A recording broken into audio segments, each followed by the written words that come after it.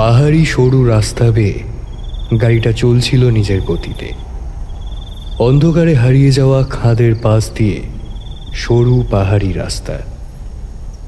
মাঝে মধ্যে রাস্তার গর্তে গাড়িটা হোঁচট খেতেই কেঁপে উঠছিল বিনয়। জানলার বাইরের দিকে তাকিয়ে সে দূরে মাথা উঁচু করে দাঁড়িয়ে পাহাড় শ্রেণী আর পাইন গাছের সারি। আবছা জ্যোৎস্নায় তাদের যেন আরো রহস্যময় লাগছে, যেন মনে হচ্ছে কোনো আদিম সভ্যতাকে দুহাত মেলে আগলে রয়েছে দূরের ওই পাহাড়ি জঙ্গল। খাদের দিকে তাকাতেই বুকটা কেঁপে উঠল বিনয়ের। মনে হলো এই প্রাচীন কালো গহ্বরের ভেতর থেকে কেউ যেন নাম ধরে ডাকছে তার, যেন এক মুহূর্তে তাকে হাত ধরে টেনে নিয়ে যাবে ওই রহস্যময় গহ্বরের ভেতর। গোটা পৃথিবী এখানে মগ্ন কোনো প্রাচীন দেবতার আরাধনায়। দু চোখ ভরে এদিক ওদিক তাকাচ্ছে বিনয়। এমন পাহাড়ি রাত্রি সে আগে কোনোদিন দেখেনি। কিন্তু একটা কথা মাথায় আসতে থমকে গেল বিনয়। তার কপালের ভাঁজ জানান দিল কিছু যেন ঠিক নেই এখানে। আচ্ছা, গাড়িটা চালাচ্ছে কে? সামনে বসা ড্রাইভারকে অন্ধকারে দেখা যাচ্ছে না একবারেই, যেন কোনো মানুষ নেই সেখানে। শুধু একতলা অন্ধকার একটা মানুষের অবয়ব সৃষ্টি করেছে। সামনে লুকিং গ্লাসটার দিকে একবার চোখ পড়ে বিনয়। জ্যোৎস্নার হালকা আলোয় নিজেকে দেখতে পেল কাছে। পরক্ষণেই আবার জানলার বাইরে তাকায় সে। কোথাও কোনো পাহাড়ি নিশাচর ডেকে উঠল যেন। আবার মুখ ফেরাতেই তার চোখ যায় লুকিং গ্লাসটার দিকে। একই সে দেখতে পায় একটি মেয়ে। শুধু মুখটা আবছা বোঝা যাচ্ছে। সে ড্রাইভারের সিটে বসে গাড়িটা চালিয়ে নিয়ে যাচ্ছে। মেয়েটির মুখ থমথমে, ঠিকভাবে বোঝা সম্ভব নয় মুখের আকৃতি। শুধু এইটুকু বুঝতে পারল বিনয় যে মেয়েটির মুখে কোনো ভাবের বহিঃপ্রকাশ নেই। হঠাৎ একটা মিহি গলায় কিছু বলল মেয়েটা। কোথায় যাবেন বাবু? মানে আমি কি করে জানবো কোথায় যাব? তুমি জানো না কোথায় নিয়ে যাচ্ছ? সত্যি তো, কোথায় যাচ্ছে বিনয়? আর কেনই বা যাচ্ছে? আমার বাড়ি যাবেন বাবু। বাড়ি মানে এত রাতে তোমার বাড়ি? তোমার বাড়ি কোথায়? আপনি যেখানে যাচ্ছেন সেটাই আমার বাড়ি। আমি যেখানে যাচ্ছি? আমি আমি কোথায় যাচ্ছি? শ্মশান। বিনয়ের পিঠ দিয়ে যেন একটা ঠান্ডা স্রোত বয়ে গেল। এটা কি বলছে মেয়েটা? মানে কি কি আজে বাজে কথা বলছো? আমি কেন শ্মশানে যাব? মরার বয়স হয়নি আমার এখনো। আমার মরার বয়স হয়নি।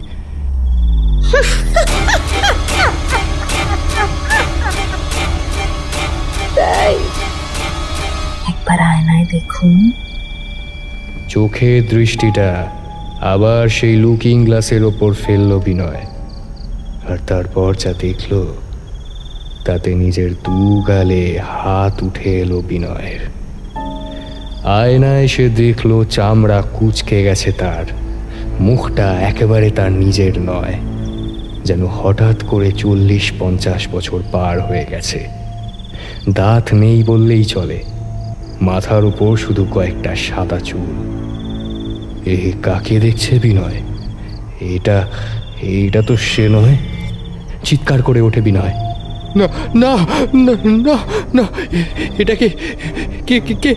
এটা? সামনে বসে থাকা মেয়েটির গলা যেন হঠাৎ করে বদলে যায়। আমার বাড়ি।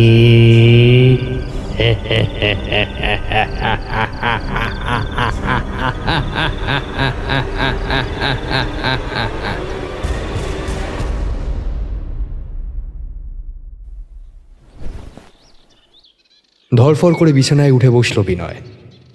সকালের আলো এসে পড়েছে তার বিছানার উপর। তবে স্বপ্ন ছিল।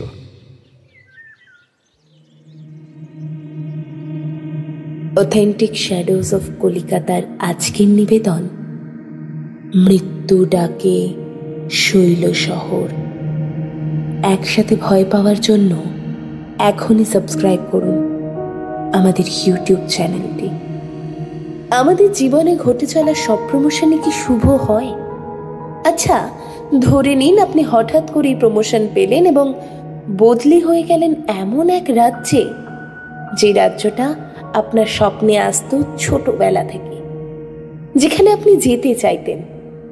কি ভাবছেন? কি দারুণ হতো না ব্যাপারটা? কিন্তু সেখানে গিয়ে হঠাৎ করে যদি আপনার জন্য বরণ ডালা সাজিয়ে অপেক্ষা করে মৃত্যু, ঠিক যেমন আমাদের আজকের গল্পে আমরা যেতে চলেছি এক পাহাড়ি রাজ্যে। চলুন তবে শুনে নেওয়া যাক আমাদের আজকের গল্প, সার্থক রায়ের লেখা মৃত্যু ডাকে শৈল শহর।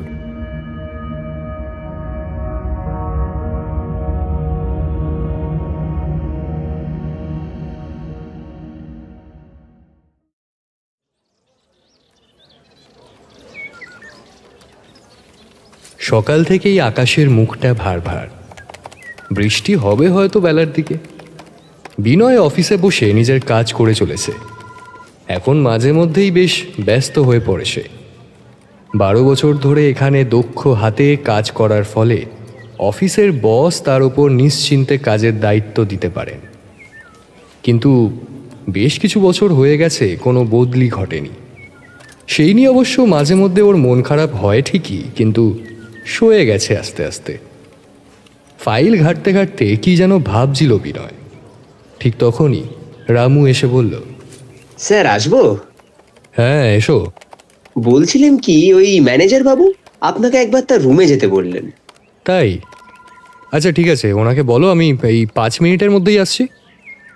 রামু অফিসের একজন কর্মী রূপে কাজ করে। অফিসের কারোর চা কিংবা অন্য কিছু প্রয়োজন হলে একমাত্র ভরসা এই বছর 40-এর ব্যক্তিটি।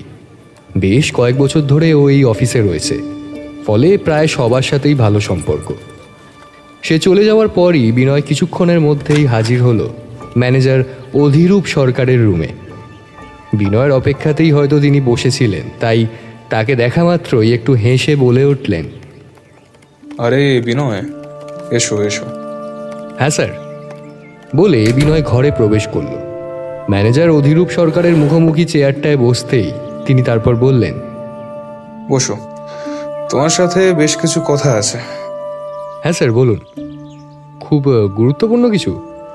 আরে না না, খুব গুরুত্বপূর্ণ না হলেও খবরটা শুনে আশা করি তোমার খুব ভালো লাগবে।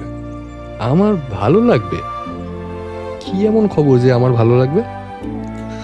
বলছি, তুমি তো অনেকদিন ধরে এখানে কাজ করেছো এবং বেশ ভালো পারফরমেন্সও দিয়েছো, তাই আমি তোমার বদলের সিদ্ধান্ত নিয়েছি। কথাটা শোনা মাত্রই যেন বিনয় আকাশ থেকে পড়ল। হ্যাঁ ঠিকই, সে হাতে চাঁদ পেয়েছে। আজকে তার পরম আনন্দের দিন। তার বদলি হতে চলেছে। উত্তেজনা সামলাতে না পেরে সে জিজ্ঞেস করে ফেলল, স্যার বদলি কোথায় হতে চলেছে? দার্জিলিং, যেখানকার চা পৃথিবী বিখ্যাত, সেই পাহাড়ে তোমার বদলির সিদ্ধান্ত নেওয়া হয়েছে। তুমি কি যেতে রাজি? তাহলে আমি সমস্ত ব্যবস্থাপনা শুরু করে দিতে পারি। ম্যানেজারের কথা শুনে বিনয়ের সামনে ফুটে উঠল পাহাড়ের অপরূপ সৌন্দর্য। চা বাগানের সবুজ গালিচা, হালকা কুয়াশায় ঢাকা পাহাড়ের ঢালু জমি, আর দূরে কাঞ্চনজঙ্ঘার শুভ্র শিকড়, যা ভোরের আলোয় সোনালি হয়ে ওঠে। টয় ট্রেনের সিটি আর শহরের অলিগলিতে ছড়ানো ছিটানো ব্রিটিশ আমলের স্থাপত্য, আর ঠান্ডা হাওয়ায় ভেসে আসা রোদ এবং চায়ের গন্ধ, সব মিলিয়ে দার্জিলিং এক অপার্থিব অনুভূতি। বিনয়কে এক দৃষ্টিতে তাকিয়ে থাকতে দেখে ম্যানেজার বলল, কি হলো বিনয়, তুমি কি যেতে চাও না এই বদলিতে? আরে আরে না না স্যার, আমি যেতে প্রস্তুত। আসলে দার্জিলিংয়ের সৌন্দর্য আমার চোখের সামনে ভেসে উঠছিল ওই আপনার বলার সাথে সাথেই। আসলে সেখানে ছোটবেলা থেকে যাওয়ার তেমন সুযোগ হয়নি তো, তাই আর কি।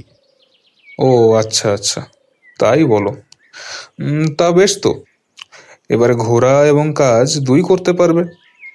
তাহলে আমি ব্যবস্থা করছি তোমার যাওয়ার, ঠিক আছে? সম্মতি জানালো বিনয়।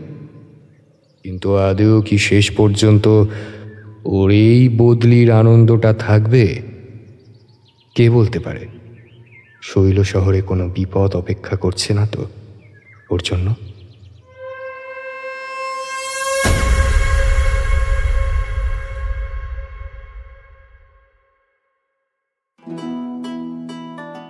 বিনয় সংসারী মানুষ নয়, তাই ওর বাড়িতে লোক বলতে ও এবং ওর কাজের লোক। তাই প্রস্তুতি নিতে সে বেশি দিন নিল না। বাড়ির সমস্ত জিনিসপত্র কাজের লোকের সাথে গোছগাছ করে ও বেরিয়ে পড়ল দার্জিলিংয়ের উদ্দেশ্যে। বিনয় ওর কাজের লোকটাকেও নিয়ে গেল, কারণ সেখানে গিয়ে কাকে খুঁজবে? আর বড় কথা হলো, কাউকে খুঁজে পেলেও সে বিনয়কে তার কাজের লোকটির থেকে বেশি খেয়াল রাখতে পারবে বলে বিনয়ের মনে হয় না। কলকাতা থেকে ট্রেনে চেপে নিউ জলপাইগুড়ি স্টেশনে নেমে গাড়ি করে বিনয় এখন দেখে চলেছে প্রকৃতির সুন্দর দৃশ্য।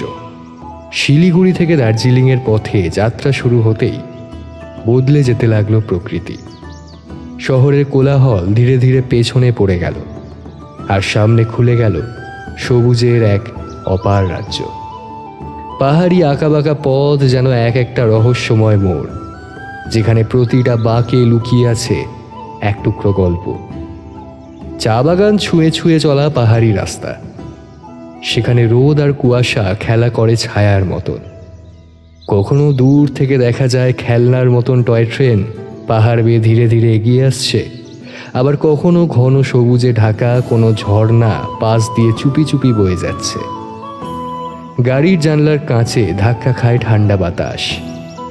মনে হয় পাহাড় নিজে এসে আলতো করে ছুঁয়ে দিচ্ছে।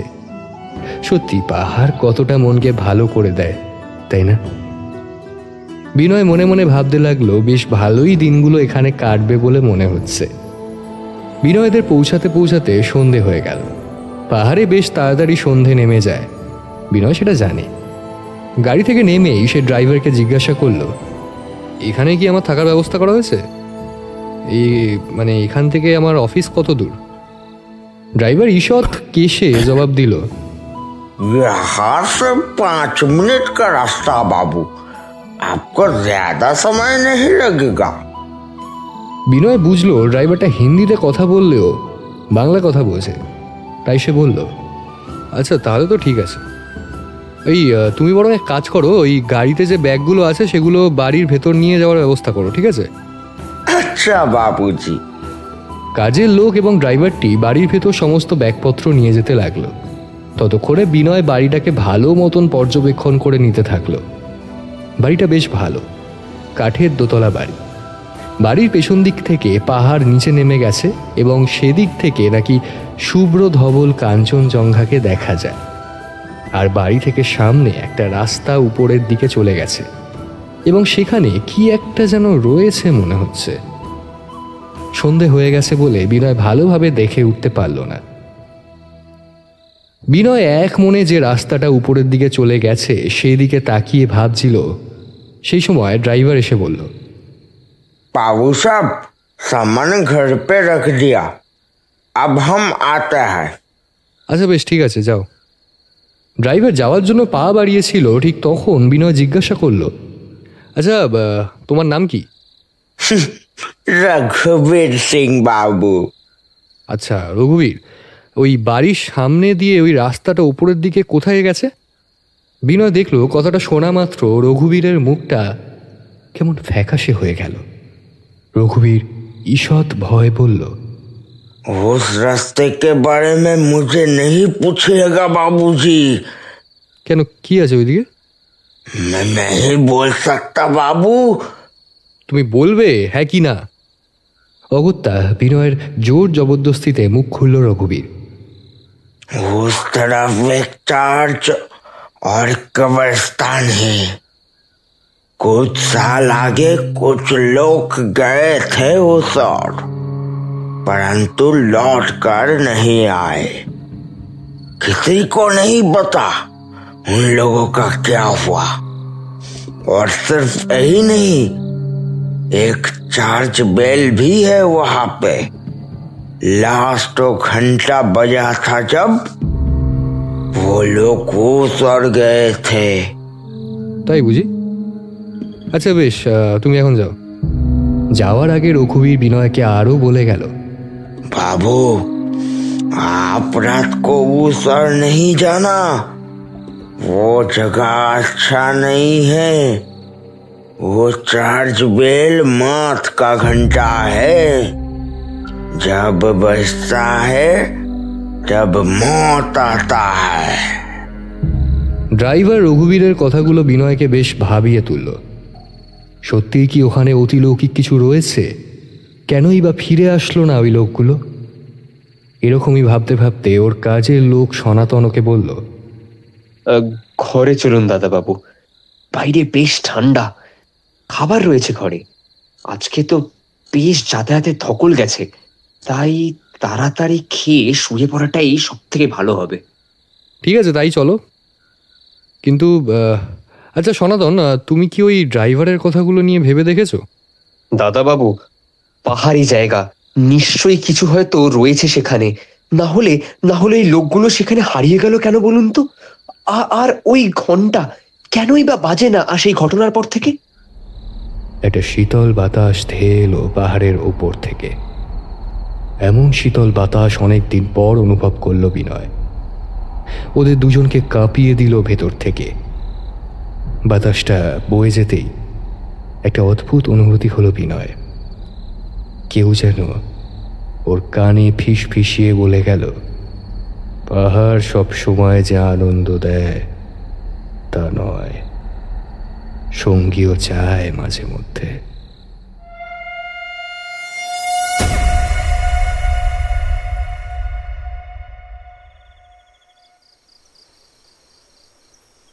রাত্রের খাওয়া দাওয়া সেরে তাড়াতাড়ি শুয়ে পড়ল বিনয়। সারাদিন যাতায়াতের ধকলের ফলে চোখে ঘুম ঘনিয়ে আসতে খুব বেশি দেরি লাগলো না। গভীর রাত্রি, পাহাড়ের প্রত্যেকটা অংশে এখন কুয়াশা এবং শীতল হাড় কাঁপুনে হাওয়ার রাজত্ব। দূরের শহরগুলোতে এখনো কয়েকটা আলো টিমটিমিয়ে চলছে, কিন্তু এসবের মাঝেও এক অজানা নিস্তব্ধতা যেন থাবা বসিয়েছে সমগ্র শৈল শহর জুড়ে। ঘড়ির কাঁটা তখন একটা ছুঁই ছুঁই। একটা ভয়ঙ্কর স্বপ্নে বিনয়ের ঘুম হঠাৎ ভেঙে গেল। স্বপ্নটা এমনই ছিল যে পাহাড়ের এত ঠান্ডা সত্ত্বেও ও সমগ্র মুখ ঘেমে উঠেছে। ঘুম থেকে উঠে পাশের টেবিল থেকে জাগটা নিল এবং ঢক ঢক করে জল খেয়ে বলল, উফ বাবা, কি ভয়ঙ্কর সব স্বপ্ন দেখলাম। একটা বয়স্ক লোক আমাকে ডাকছিল, আয় আয় আয় বলে। ও বাপরে বাপ, কি বিভৎসনার মুখ। বিনয় আর ভাবতে পারল না। জানলাটা আটকানোই ছিল, কিন্তু জানলাটা কাঁচের বলে বাইরে সব কিছুই প্রায় আবছা হলেও দেখা যায়। জানলার দিকে হঠাৎ চোখ গেল বিনয়, এবং সেদিকে তাকাতেই ও দেখতে পেল যে রাস্তাটা ওর বাড়ির সামনে দিয়ে ওপরে উঠে গেছে, সেই ওপরের অংশে এক অদ্ভুত হলুদ আলো। ওই চার্চের একটা জায়গা থেকে মনে হচ্ছে ওই আলোটা জ্বলছে নিভছে। বিনয় সামান্য কৌতূহল হলো। ও মনে মনে ভাবল, আরে ওই আলোটা কিসের? মনে তো হচ্ছে ওই চার্চে ওখান থেকেই আসছে। ব্যাপারটা ভারী অদ্ভুত তো। এখন তো বেশ রাত হয়ে গেছে, কিন্তু ওখানে ওই আলো। অনেক প্রশ্ন বিনয়ের মনে এরপর আসতে শুরু করলো। ও ঠিক করতে পারছে না কি করবে এবার। সে কি একবার গিয়ে দেখবে নাকি দেখবে না? মনে কৌতূহলও বেশ জন্মাচ্ছে, কিন্তু নতুন জায়গা। বিনয় কি করবে কিছু বুঝতে পারল না। অবশেষে ও সিদ্ধান্ত নিয়েই ফেললো একবার দেখে আসা যাক যে বিষয়টা কি। একটা চাদর গায়ে জড়িয়ে এবং একটি টর্চ নিয়ে সে বেরিয়ে পড়ল। সনাতনকে আর ডাকার প্রয়োজন বোধ করল না বিনয়। কিন্তু বিনয় নিজেও বুঝতে পারল না যে আজকের রাতটাই হয়তো ওর জীবনের শেষ রাত হতে চলেছে। পাহাড়ি রাস্তা ওপরে উঠে গেছে। টর্চ জেলে সে ধীরে ধীরে ওপরে উঠে যেতে লাগলো। রাস্তাটা বড্ড খাড়া, তাই ওপরে উঠতে বেশ বেগ পেতে হচ্ছিল। রাত ভালোই হয়েছে, তাই বেশ কনকনে হাওয়া দিচ্ছে। ঠান্ডা বাতাস বিনয়ের চাদরের ভেতর ঢুকে ওকে কাঁপিয়ে দিচ্ছিল। কিছুটা ওপরে উঠতেই ওর টর্চটা গিয়ে পড়ল একটা অদ্ভুত জিনিসের ওপর, যেটা এই পাহাড়ি রাস্তায় বড্ড বেমানান। একটা চৌকো সাদা আকৃতির কাগজ। বিনয় টর্চটা হাতে নিয়ে এগিয়ে গেল ওই কাগজটার দিকে এবং হাতে তুলে নিল ওটা। আরে, এটা যে একটা ফটো, কিন্তু এটা এখানে এলো কি করে? ভারী অদ্ভুত তো। বিনয়ের টর্চের আলো ফটোটার উপরে ইতিমধ্যে হলুদ আলো সৃষ্টি করেছে, যার ফলে প্রত্যেকটা বিষয় ওর চোখের সামনে স্পষ্ট হয়ে উঠছে। ফটোতে একটা চার্চের ছবি, আর সামনে দাঁড়িয়ে রয়েছে 5 জন লোক, এবং ওদের সামনে বসে রয়েছে একটা বৃদ্ধ, যার মুখে এক অদ্ভুত হাসি এবং চোখে যেন কোনো কিছুর প্রাপ্তির এক অদ্ভুত ইঙ্গিত। কি অর্থ এই ছবিটার? এই চার্চটা কি এই পাহাড়ের ওপর যে চার্চটা রয়েছে সেটাই? আর এই লোকগুলোই বা কারা? বিনয় ফটোটা তেমন গুরুত্ব দিল না এবং সেটাও ছুঁড়ে ফেলে দিল পেছনের অন্ধকারে। ফটোটা কোথায় যে এরপর আত্মগোপন করলো সেটা নিয়ে আর মাথা ঘামালো না বিনয়। কিন্তু আদেও কি এটা ঠিক করলো বিনয়?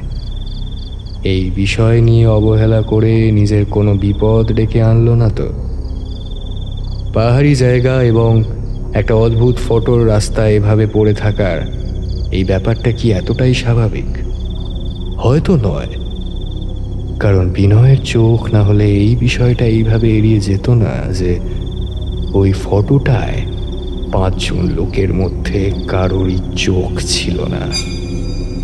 সেখানে শুধু ছিল কালো গহ্বর। উপরে উঠে গিয়ে বিনয় দেখল সত্যিই সেখানে একটি চার্চ রয়েছে।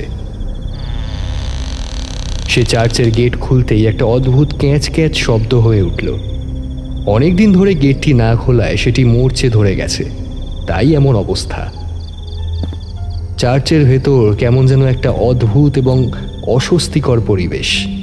ঝড়ের আগে পরিবেশ যেমন শান্ত থাকে, ঠিক তেমন। গেট পেরিয়ে কিছুটা এগোতেই বিনয়ের একটু ভয় ভয় করতে লাগলো। সে টর্চ হাতে এগিয়ে চলেছে। চার্চের বয়স যে অনেক সেটা বুঝতে বিনয়ের অসুবিধা হলো না।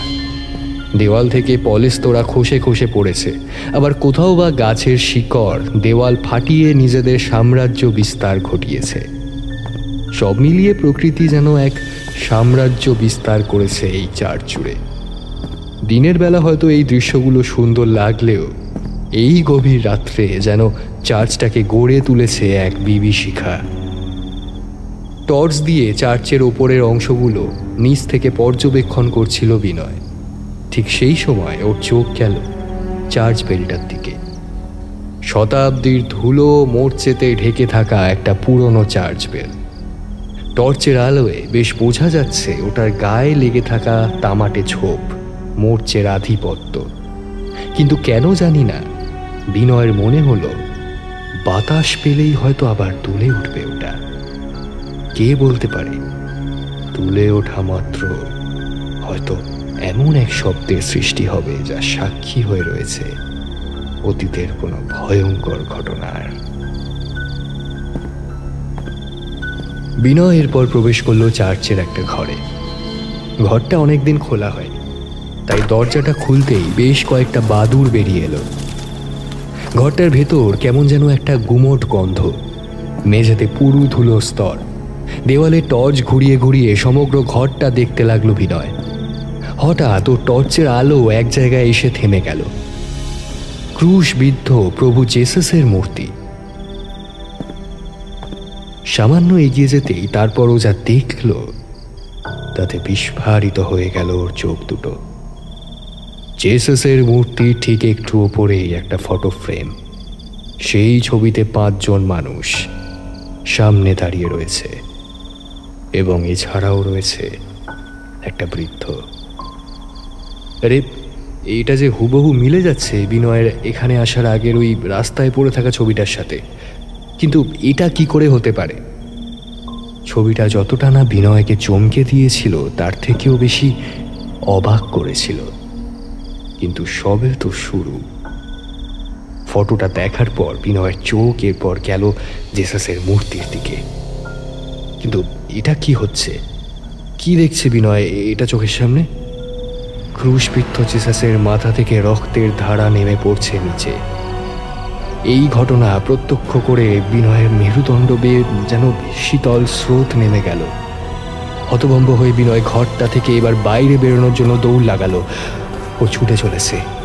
দৌড়াতে দৌড়াতে বিনয় নিজের অজান্তেই এবার এসে পৌঁছালো গোরস্থানের মধ্যে। এখান থেকে বেশ স্পষ্ট দেখা যায় ওই চার্চ। কিছুক্ষণ দৌড়ে গোরস্থানের এক জায়গায় এসে থামল বিনয়। ওর গলা তেষ্টায় ফেটে যাচ্ছে। নিজের মনে মনে ও ভাবতে লাগলো, হে বাবা, এটা এটা কি হলো? দৌড়াতে দৌড়াতে আমি গোরস্থানের মধ্যে চলে এলাম।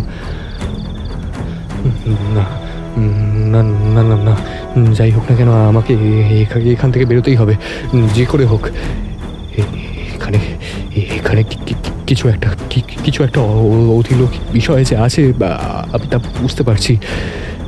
ঠিকই বলেছিল রঘুবীর, এই জায়গা ভালো নয় একদম, এই জায়গা একদম ভালো নয়। এরকম ভাবতে ভাবতে কিছুটা এগোতেই হঠাৎ বিনয় দেখলো একটি বয়স্ক লোক ওর থেকে কিছুটা তফাতে এক কোণে অন্ধকারে বসে আছে এবং অদ্ভুতভাবে তার থেকে কিছুটা দূরে একটা কবর খোঁড়া হয়েছে, কিন্তু সেখানে কোনো ফলক নেই যে কবরটা কার। আর সব থেকে বড় প্রশ্ন, কবর খোঁড়ার হয়ে থাকলে মৃতদেহটা গেল কোথায়? লোকটির কাছে যেতেই লোকটি বিনয়ের উপস্থিতি টের পেল। সে গম্ভীর ও রহস্যময় গলায় জিজ্ঞেস করে উঠল, কে আপনি? এখানে কেন এসেছেন? আমি বিনয় দাশগুপ্ত, এখানে চাকরি সূত্রে বদলি হয়ে এসেছি। এই চার্চের থেকে কিছুটা নিচেই একটি বাড়িতে আমার ওই থাকার ব্যবস্থা করা হয়েছে। চার্চের এদিক থেকে একটি আলো চোখে পড়লো, তাই কৌতূহলবশত চলে এলাম। তা ওখানে এমনভাবে মাটি খোঁড়া হয়েছে কেন? মানে কাউকে কবর দেওয়া হবে নাকি? তা ভালোই করেছেন। কৌতূহল বিষয়টা একেবারেই খারাপ নয়। এর আগেও কতজন এসেছে। আপনি ঠিকই ধরেছেন, এখানে কবর দেওয়া হবে। সেই জন্যই তো মাটি খুঁড়ে রেখেছি। মাটির নিচে নিশ্চিন্তে ঘুমানোর ব্যবস্থা আর কি। তার মানে কাকে কবর দেওয়া হবে এখানে? এখন আর একা একা লাগে না জানেন। আগে একা ভালো লাগতো না থাকতে, সঙ্গীর অভাব ছিল, কিন্তু এখন বেশ ভালো আছি। এই কবরের নিচে তাদের সাথে কথা বলতে বেশ ভালো লাগে। ঠিক তেমন আজকে আপনাকে পেয়েছি এবং আপনার জন্য এখানে থাকার জায়গা হিসাবে এই কবরটা খুলেছি। কথাটা শোনা মাত্র বিনয় যেন আকাশ থেকে পড়ল। কি বলছেন ইনি? ভয়ার্ত কণ্ঠে বিনয় বলল, মানে আপনি ওই কবরের নিচে থেকে সবার সাথে কথা বলেন? আমার জন্য আপনি ওই কবর খুঁড়েছেন? তার মানে আপনি আপনি আপনি আর বেঁচে নেই? বিনয় দেখল সেই বৃদ্ধটি উল্লাসে হেসে চলেছে। তার চোখ টকটকে লাল এবং মুখটা এত ভয়ঙ্কর হয়ে উঠেছে তার বলার মতো নয়। আজকে অনেক দিন পর কেউ এলো। ভালোই হয়েছে আরেকজন সঙ্গী তো পাওয়া গেল। কবরের বাকি মৃতরা আপনার জন্য অপেক্ষা করছে। দেরি করবেন না। বিনয়ের চোখে ভয়, নিজেকে বড্ড অসহায় লাগছিল ওর। ও বলল, না, আমাকে ছেড়ে দিন, আমি তো আপনার কোনো ক্ষতি করিনি, দয়া করুন, আমাকে ছেড়ে দিন। একবার এখানে কেউ এসে ফিরে যায় না। আপনি জেনে বুঝেও ভুল করে ফেলেছেন, এখন তো আর কোনো উপায় নেই। বিনয় দেখল সেই বৃদ্ধটি ধীরে ধীরে ওর দিকে এগিয়ে আসছে। বিনয় পিছিয়ে যেতে লাগলো এবং পেছনে একটি পাথরে হোঁচট খেসে পড়ে গেল। সে এতটাই ভয় পেয়ে গেছে যে তার মধ্যে পালানোর শক্তিটুকুও নেই। বৃদ্ধটি এগিয়ে আসে তার গলাটা চেপে ধরতে। বিনয় চিৎকার করে উঠল,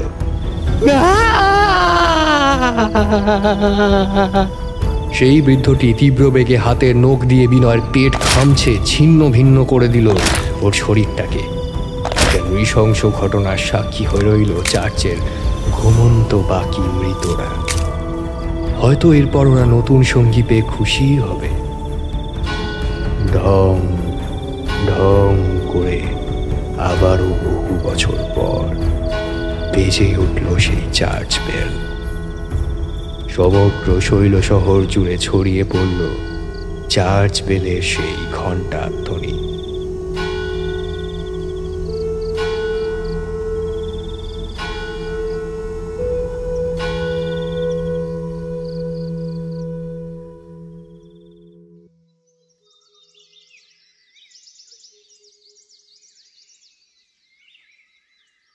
সকালে সনাতন তার দাদাবাবুকে দেখতে না পেয়ে আশেপাশের কিছু লোক নিয়ে চার্চের গোরস্থানে আসলো। সকলের মুখে একটু ভয়ের ছাপ এবং আশঙ্কা। গতকাল রাতে সবাই ওই চার্চ বেলের আওয়াজ শুনতে পেয়েছে। সবার মনে যেন কু ডাকতে লাগলো। চার্চে পৌঁছে কাউকে দেখতে পেল না ওরা। তারপর চার্চের পেছনে গোরস্থানে এসে যা দেখল তাতে শিউরে উঠল সবাই। ওদের থেকে একটু দূরে একটা জায়গায় মাটি ভরাট করা হয়েছে এবং সেখানে একটা ফলক দেখা যাচ্ছে। ওদের বুঝতে বাকি রইল না যে ওটা একটা কবর, একটা টাটকা কবর, কিন্তু কার? একটু এগিয়ে যেতেই কবরের ফলকে যা দেখা গেল, এরকম দৃশ্য যে প্রত্যক্ষ করতে হবে ওরা বোধহয় ভাবেনি। ফলকে রক্ত দিয়ে লেখা রয়েছে, Binoy Dasgupta, rest in peace on 19th December. Binoy দাদাবাবুর এমন নৃশংস মৃত্যু দেখে সনাতন নিজেকে সামলাতে পারল না। সে বলল, একসাথে যখন এসেছিলাম তখন নয় একসাথেই যাব।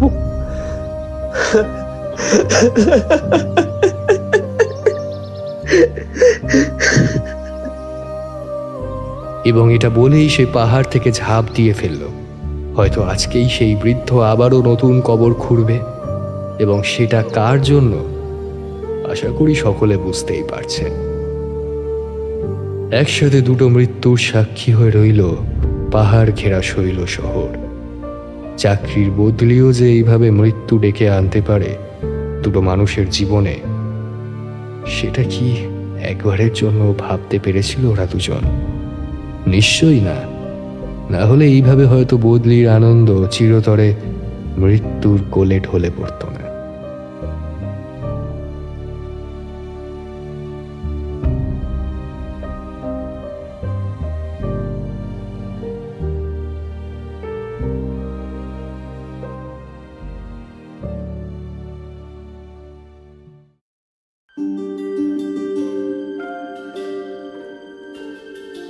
শুনছিলেন সার্থক রায়ের লেখা গল্প মৃত্যু ডাকে শৈল শহর। গল্প পাঠে পার্থ, গল্পের সূত্রধর আমি স্নিগ্ধা ও বিভিন্ন চরিত্রে সৌম্যজিৎ, স্বপ্ননীল, পার্থ, আর্য এবং আমি। গল্পের আবহ নির্মাণে দেবদত্ত ও প্রচ্ছদ নির্মাণে ইঙ্ক স্টুডিও। আমাদের সব রকম গল্প শুনতে এখনই সাবস্ক্রাইব করুন আমাদের ইউটিউব চ্যানেলটি, আর বেল আইকনে ক্লিক করে রাখুন আমাদের সমস্ত আপডেট পেতে। আবারও একবার ফিরে আসবো নতুন গল্প নিয়ে। ততক্ষণের জন্য ভালো থাকবেন এবং অবশ্যই গল্পে থাকবেন।